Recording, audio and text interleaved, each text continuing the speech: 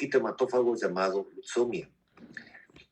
Hay varias especies de Lutzomia en América y cada especie de leishmania tiene una Lutzomia que le transmite. La patología se caracteriza por su lenta progresión. Hagan cuenta que en el mundo existen 30 especies de leishmania, pero solo 20 especies están vinculadas a la ocurrencia de leishmaniasis, tanto en mamíferos donde se incluye el hombre. Piense que los animales domésticos, el perro y el caballo, junto al humano, son huéspedes accidentales de varias especies de leishmania. Por ejemplo, van a ver ustedes más adelante, pero solo por ejemplo, como ejemplo, leishmania infante, leishmania peruviana y otras especies usan al perro como un reservorio de la enfermedad. Imagínense en el riesgo de tener un perro en casa que sea un reservorio de leishmania. El género leishmania incluye dos subgéneros, leishmania viejo mundo y parte también del nuevo mundo, y Viania nuevo mundo. ¿Por qué se los clasifica en dos subgéneros? Por el sitio del sistema digestivo del vector donde se multiplica el agente. Se transforma de promastigote a promastigote metacíclico y finalmente a un promastigote recto y esférico. Listo ya para transmitirse la enfermedad. La forma cutánea es la más usual en América y como enfermedad es muy compleja, ya que existen variaciones de los ciclos de transmisión. Cada especie tiene su propio ciclo, cada especie tiene su propio reservorio, cada especie tiene su propio vector y cada especie tiene su propia manifestación clínica y por ende una respuesta al tratamiento. Considere que en algunas zonas geográficas del mundo puede haber la transmisión simultánea de dos especies. Entonces nunca pierdan esta perspectiva. La forma visceral es la forma más grave de la enfermedad por la alta mortalidad. Tiene una incidencia en el mundo de 50.000 a 90.000 casos nuevos por año. Eso no les voy a preguntar, pero solo para que entiendan la magnitud del problema. Y de los casos que se enferman cada año, menos de la mitad son diagnosticados. Por lo tanto, al no ser diagnosticados, la enfermedad pasa desapercibida y evoluciona en algunos pacientes hasta la muerte. En el mundo, el 95% de casos de leishmaniasis visceral se registran en 10 países. Y de estos países, Brasil está aquí en América. El único país sudamericano que está dentro de los que más reportan la forma visceral es Brasil. Tengo países de Asia, como es China, como es Nepal. Tengo países de África, como es Etiopía, Kenia, Somalia, Sudán y Sudán del Sur. Y tengo también países del Oriente Medio. Por ejemplo, la India e Irak son países que forman esta área geográfica donde ocurre también la forma visceral, el calazar, que deben haber leído ustedes. La forma cutánea es la más frecuente, generalmente afecta zonas expuestas del cuerpo y causa lesiones ulcerosas que pueden dejar cicatrices permanentes. Y dependiendo si la lesión es en la piel, será una lesión ulcerosa cutánea. Si afecta una parte de la piel y otra parte de una mucosa, como sería la parte entre la mucosa nasal y la piel que está alrededor de la nariz, en este caso será una forma mucocutánea. Vean ustedes las imágenes en internet. Probablemente el parásito pueda comerse prácticamente toda la nariz y va a dejar con unas deformidades y unas discapacidades graves, fatales. Piensen que la forma cutánea ocurre entre 600.000 casos a 1.000.000 y el 95% de casos están circunscritos a América, a la cuenca del Mediterráneo, por ejemplo. Hay leishmaniasis cutánea en España, leishmaniasis cutánea en Italia, que son obviamente países europeos con alta tecnología y recursos. También tengo la forma cutánea en el Oriente Medio, el Botón de Oriente, y también en Asia Central. Tampoco les voy a preguntar cuál es la incidencia de la leishmaniasis en el Ecuador. ¿Por qué? Porque primero es una incidencia mentirosa. ¿Ustedes creen que en todo el Ecuador van a ocurrir 733 casos, de los cuales van a ser predominantemente cutáneos, 722, y 11 apenas van a ser cutáneos? Obviamente es una estadística con su registro incompleta. Si fuésemos hacia atrás, hace 101 años, Valenzuela por primera vez notificó la leishmaniasis en el país. Un año después, Valenzuela también, en 1921, hace 100 años, notificó por primera vez la forma visceral de la leishmaniasis. Como les dije, jóvenes, los registros son incompletos, no reflejan la real prevalencia por varios factores. Primero, la enfermedad es preferentemente rural. Segundo, la mayor cantidad de pacientes tiene infestaciones benignas que curan espontáneamente. No dejan lesión ni cicatriz y no buscan ayuda médica.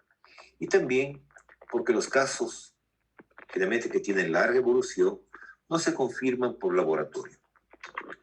Por lo tanto, a nivel país, la mayor parte del diagnóstico son clínicos. Y esto obviamente genera un diagnóstico equivocado de la enfermedad. Por ejemplo, si ustedes trabajarían en la parte norte de Esmeraldas, en cualquiera de los ríos, en el Cayapas, en el Oso, en el Santiago, ustedes van por los ríos y van a encontrar ulceraciones en miembros inferiores, miembros superiores. Y estas ulceraciones no son provocadas por leishmania, son provocadas por una bacteria llamada treponema, un tipo de espiroqueta que provoca el pian, una enfermedad ulcerativa. Si uno se equivoca y diagnostica mal, o probablemente una leishmaniasis lo diagnostique como pian. Entonces hay diagnósticos errados.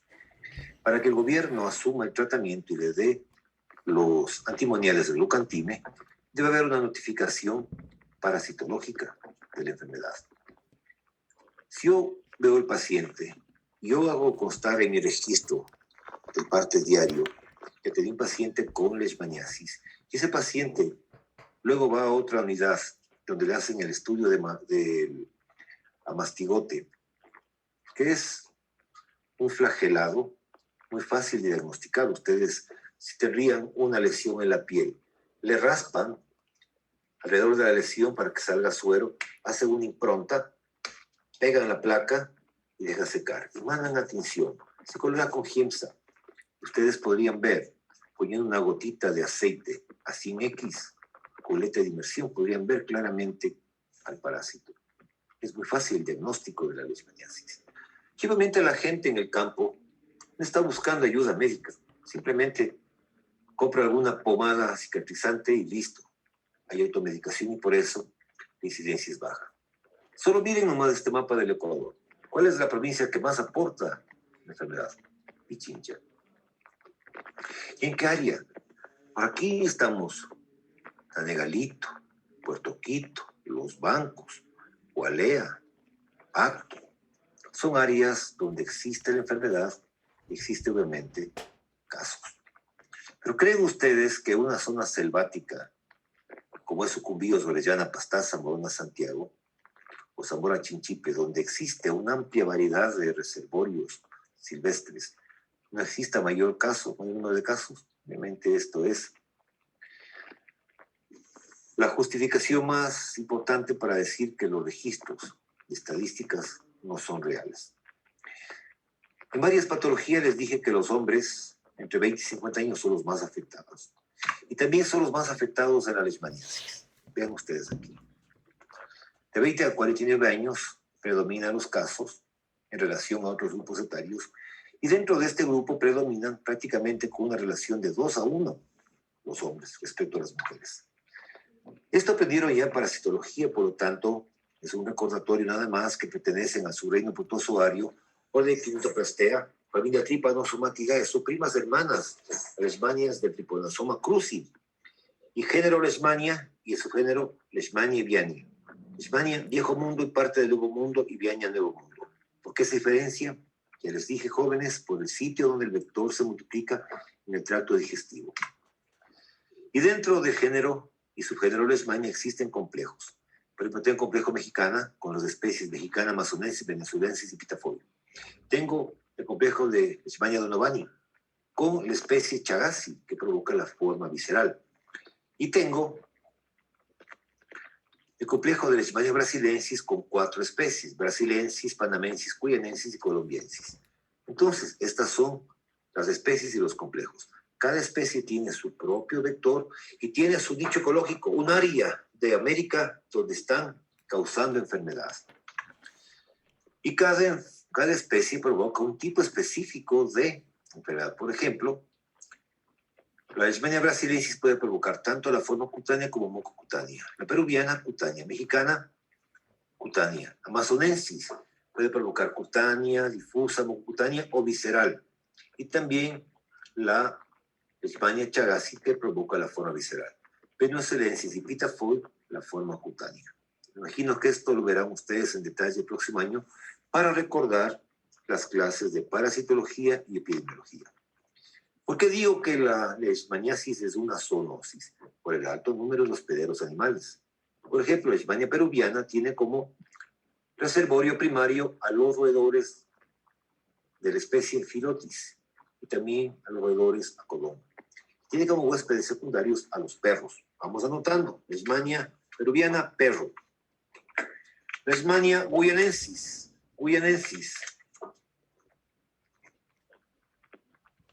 Tiene como reservorio al perezoso de 2 dedos, Cholepus didactylus, y a los hormigueros llamado Tamandua tetradáctili. Tiene como huéspedes secundarios a los marsupiales y a los roedores. Leishmania panamensis tiene varios hospederos. El perezoso de 2 dedos, Cholepus, Radipus grisius, que es el perezoso de 3 dedos, y como huéspedes secundarios a los perros y roedores. Vamos a otras especies portadoras o reservorios de panamensis. Los prosiónidos, las mapaches, sudamericanos, nasua, pasarición, alcuchucho, otos flavus, y también a unas especies de primates como Otus y Saginus. Entonces tengo a los prosiónidos con varias especies y a primates como reservorios de panamensis, como reservorios primarios. Leishmania brasilensis tiene como reservorios principales al perezoso de 2 dedos y al marsupial, llamado Didelphis marsupialis. Y como huéspedes secundarios, aquí hay un error, huéspedes secundarios, a los perros, a los caballos, a los equinos y a los roedores.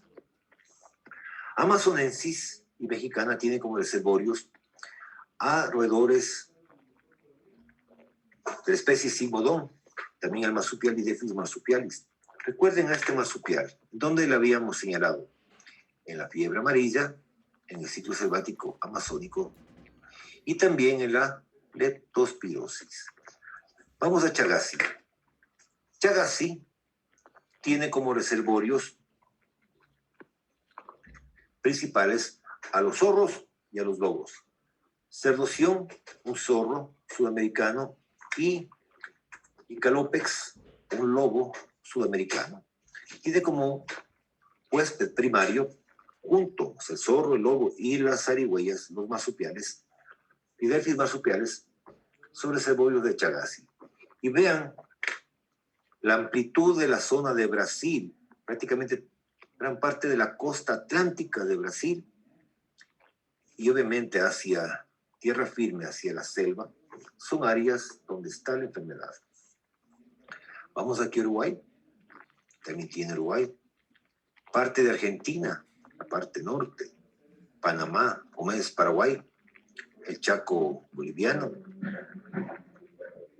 Colombia, se van ustedes a Barranquilla, Santa Marta, pueden ser de pronto picados y transmitida la forma visceral. ¿Por qué?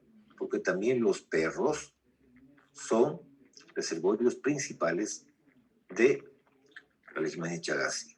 Y tengo gran parte de Venezuela, por no decir casi todo el territorio, Guyana y Surinam. Entonces, por este motivo, Brasil es uno de los 10 países del top 10 de la forma visceral de la leishmaniasis.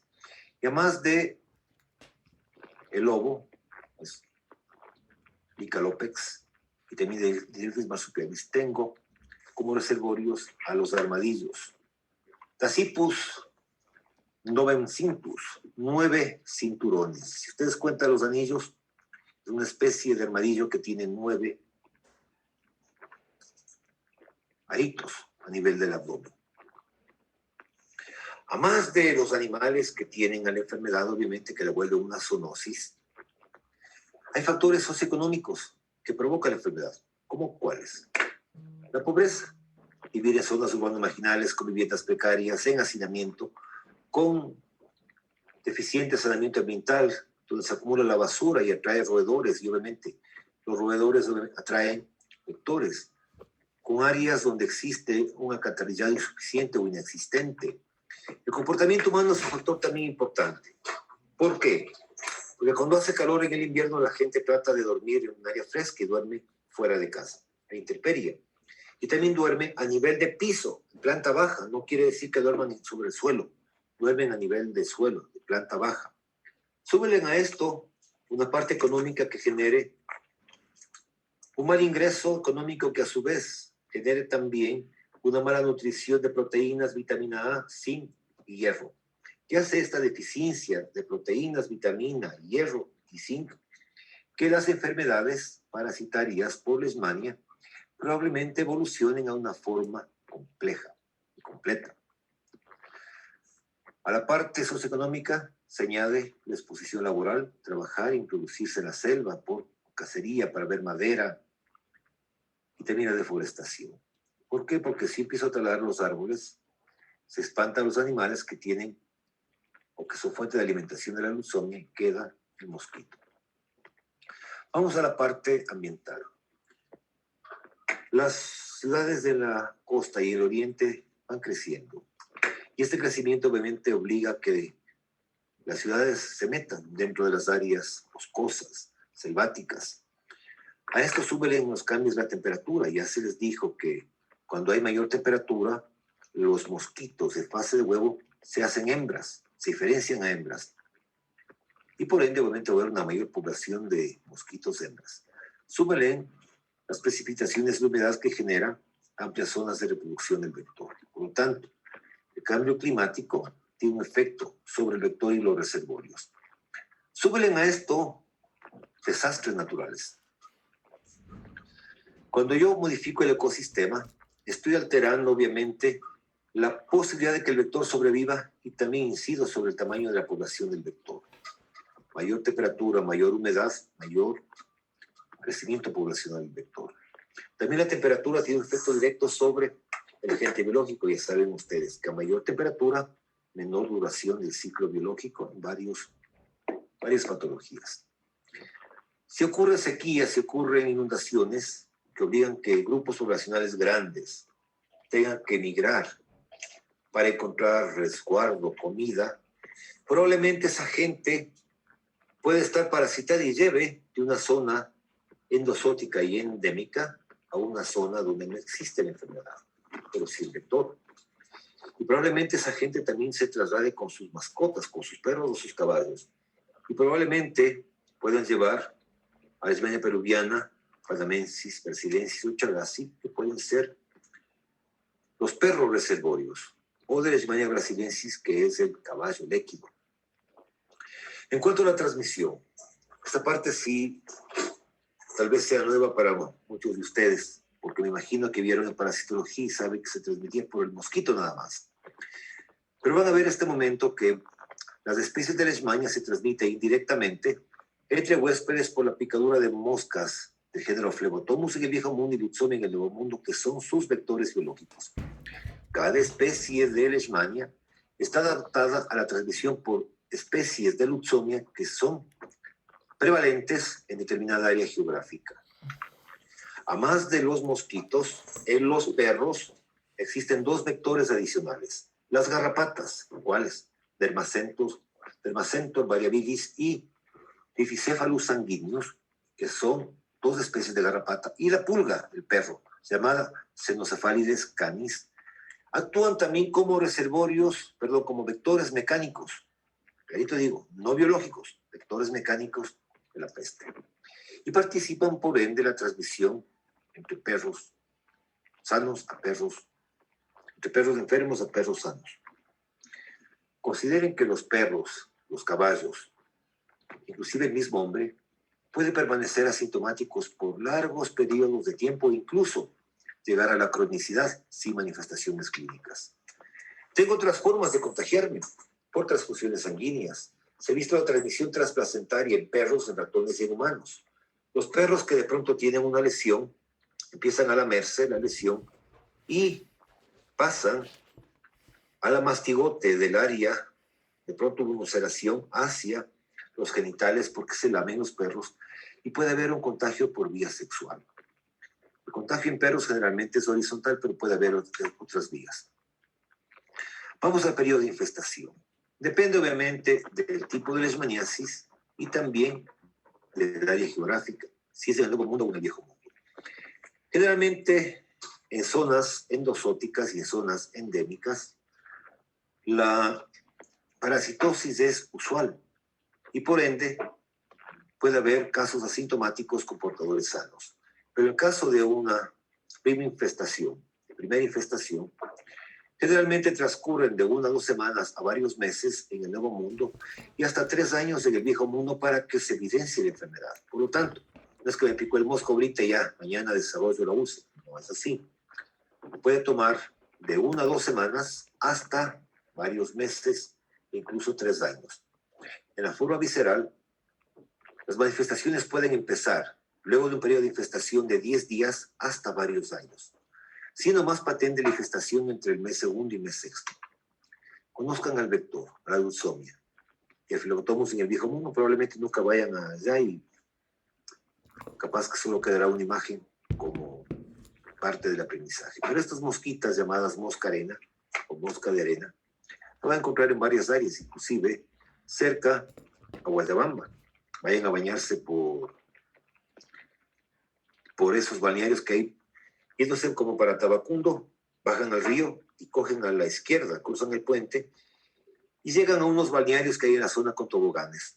Ahí serán picados por dulzomias y van a conocer el mosco. El parásito leishmania es un parásito heteroxeno que pasa de un vertebrado a otro por la picadura de un vector. Y el vector se infesta, adquiere amastigotes cuando pican a una persona o animal enfermo. Y el amastigote se transforma en promastigote a nivel del intestino del vector. Cuando el promastigote migra al intestino medio torácico, esto más o menos ocurre al día 4 o 5, se transforman en promastigotes metacíclicos. Y cuando llegan hacia la probosis, esto es al día 7, y se localizan en la válvula esofágica, se transforman en promastigotes esféricos y cortos, los cuales reinician un ciclo en un animal o en un humano. Entonces, el mosquito me pica y me inocula promastigotes esféricos y cortos. Estos promastigotes invaden mononucleares a nivel de la dermis, son fagocitados y dentro del fago lisosoma se dividen por fisión binaria y luego que salen de ese fago lisosoma rompen la membrana del mononuclear del macrófago y se liberan al exterior. Y vuelven a invadir otro macrófago y hacen el mismo proceso, fisión binaria, destrucción del macrófago y liberación. Y circulan por vías linfáticas o sanguíneas hasta alcanzar mucosas y órganos hematopoyéticos, desde donde van a ser captados por un vector que no tiene el parásito, por un nuevo vector que pica y adquiere amastigotes. Vamos a la parte final de la clase. Yo tengo que cortar la transmisión en 2 elementos. Tengo que cortar la transmisión aquí, en el humano. Y tengo que cortar la transmisión aquí, en la mosca, el vector. ¿Cómo corto la transmisión en el humano? Mediante un diagnóstico y tratamiento temprano. ¿Para qué? Para reducir la prevalencia de la enfermedad. Si yo diagnostico pronto y trato con antimoniales, una dosis de 5 ampollas de glucantime, controlan y eliminan el parásito. Esto previene también discapacidades. Imagínense una lesión mucocutánea que afecta la nariz y prácticamente el parásito digiera, se coma una nariz. Vean ustedes en internet estas discapacidades. Si yo mato al parásito en el humano, corto el ciclo de transmisión y evito que se propague la enfermedad. En el vector, Obviamente los fármacos antimoniales son muy eficientes y seguros contra la leishmaniasis. Lamentablemente, solo el Estado provee de la medicación. Por lo tanto, el Estado debe garantizar un diagnóstico para que entregue la medicación, ese acceso al fármaco para cortar el ciclo en el ser humano. En el vector voy a hacer varias acciones. Por ejemplo, el control químico. Yo voy a incidir con insecticidas sobre la población de flebotomos para reducir o interrumpir la transmisión. Mato fusonias, se corta el ciclo. Si yo duermo con un toldo, que es una barrera física, un control físico, que lo puede combinar con un insecticida, que será físico-químico, también es eficaz. Pero también es importante la gestión del medio ambiente. Generalmente el vector, la lutzomia, es un mosquito que no se dispersa. Por lo tanto, va a estar cerca de la casa. Y si yo mantengo las áreas cercanas a la vivienda cortadas, sin maleza, sin acumulación de agua, sin basura, para que no se atraigan roedores y los roedores a su vez no atraigan vectores, de esa forma estoy yo evitando que la enfermedad se acerque a las zonas urbanas y por ende se inicie un ciclo de transmisión doméstico.